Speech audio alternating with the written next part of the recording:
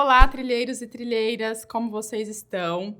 O informativo que nós vamos estudar hoje é o informativo de número 704, que é bem curtinho, são só 5 julgados, e começando por esse julgado de direito civil, no qual o STJ analisou se o fato de um devedor de alimentos estar recolhido à prisão em decorrência da prática de um crime afastaria a sua obrigação alimentar.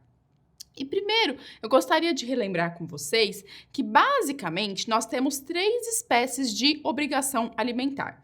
A primeira, mais conhecida, é a decorrente de vínculo familiar, que são os chamados alimentos legítimos. Em termos bem gerais, eles são fixados de acordo com aquela regrinha do binômio necessidade versus possibilidade. Ou seja, o valor devido a título de alimento será fixado a partir da análise das circunstâncias que evidenciem a necessidade por parte do alimentando, bem como as possibilidades, principalmente econômico-financeiras, por parte do alimentante. Além disso, nós temos também os chamados alimentos indenizatórios, que são aqueles decorrentes da prática de um ato ilícito. Em via de regra, eles são fixados aí de acordo com a extensão do dano, uma vez que a sua finalidade primordial é justamente indenizar esse dano verificado no caso concreto. E, por fim, nós temos também os alimentos derivados de negócio jurídico, que são chamados alimentos negociais ou também alimentos voluntários, que serão aqueles estipulados pelas partes a partir de determinado negócio jurídico por elas celebrados. Pois bem, vista então essa breve revisão acerca das espécies de obrigação alimentar, vamos voltar ao questionamento que foi analisado pelo STJ. Se nós pensarmos num devedor de alimentos, então nós temos lá o alimentante e o alimentado. Supondo que já foi fixado, seja via voluntária, seja via judicial, que o alimentante deverá pagar valor X a título de alimentos para o alimentante.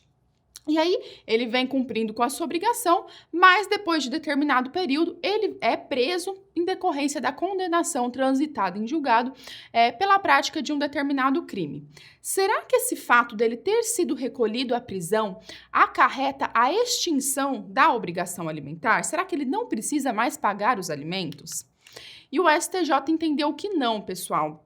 O fato do devedor de alimentos estar recolhido à prisão pela prática de um crime não afasta a sua obrigação alimentar, até mesmo porque ele poderá desempenhar atividade remunerada na prisão, ou então até mesmo fora da prisão, a depender do regime prisional do cumprimento de pena.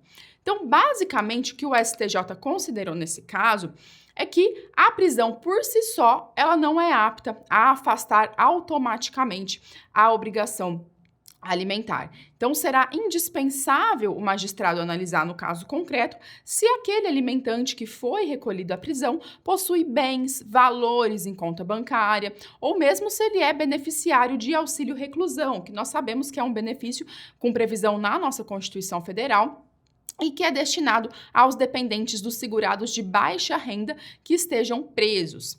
E isso poderá ser aferido principalmente pelo encaminhamento de ofícios a cartórios, unidade prisional, INSS, dentre outros. Então, é algo bastante simples de ser verificado naquele caso concreto, né? Essa pesquisa no sentido de determinar, estabelecer se aquele alimentante que foi recolhido à prisão possui bens, valores, ou até mesmo se ele está recebendo benefício previdenciário de auxílio reclusão.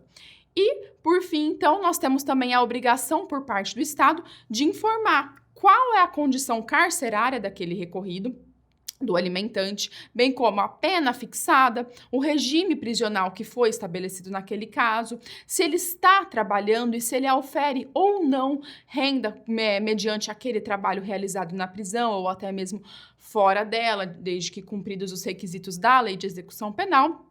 Enfim, então o Estado também possui essa obrigação de fazer essa análise no caso concreto para, uma vez verificadas exatamente as condições daquele regime prisional, o magistrado possa fazer uma análise mais pormenorizada no sentido de se manter ou não a obrigação alimentar naquele caso.